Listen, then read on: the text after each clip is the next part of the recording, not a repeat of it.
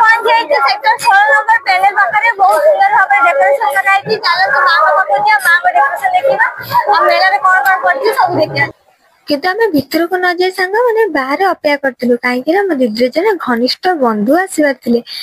देखिए मुझे जुआर पड़ी कहीं अति चोर लक्षण ना मुझे साधु होगी रही आम पलि जाइए माँ को दर्शन इंद्र प्रसाद बनाई बहुत सुंदर भाव डेकोरेट कराई माँ भी बहुत ही सुंदर लगुले जस्ट वाओ किंतु आम से बेस समय रही पार नु जल्दी जल्दी ठाकुर दर्शन करके बाहर पलि आसलु कहीं भिड़ जो पुलिस मैंने बेस समय आमको रखा दे ना कि बहुत सुंदर भाव डेकोरेशन होता है। तीन जन को जो आप देखुं ये तीन जन सेल्फी नेबार व्यस्त आम काली डिस्टर्ब करूँ कहीं आम पाख दूर ही सेपटे पड़े गले आमको दे जाइए आइसक्रीम आम कौन छिड़ा छिड़ा हो मुह देखी था ना कौन आम माँ जब बस आइसक्रीम खाइलु आइसक्रीम अवस्था कौन है खाई खाई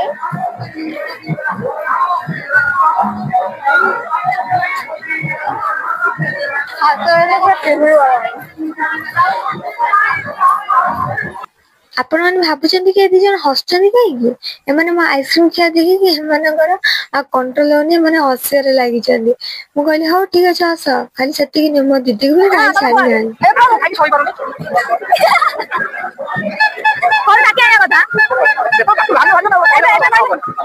यही भाव में मजामस्ती करी आ बेसी डेरी न करी आम पलि जाइलु पूजा बुलिया माने पूजा तो बुलुचु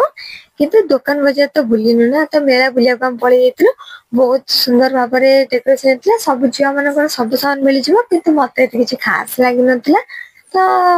आम किसी किणी नु आ पाखे सामने देखी मो चप्पल दुकान जो 250 टंकार भी चप्पल अच्छे 100 टंकार चप्पल अच्छी तो मत जस्ट नॉर्मल चप्पल ही दरकार था कम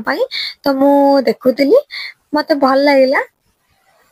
एत खास नहीं फिर भी मु देखली 2-3टा चप्पल ट्राई कली आ मत लास्ट रे फाइनली माने गोटे चप्पल पसंद आसला लास्ट ये चप्पल टा मुझे घर फेरली मैंने बहुत सुंदर लगला तापर मु पलि गुपचुप दुकान जेहेतु माँ और दीदी खाइबेनी से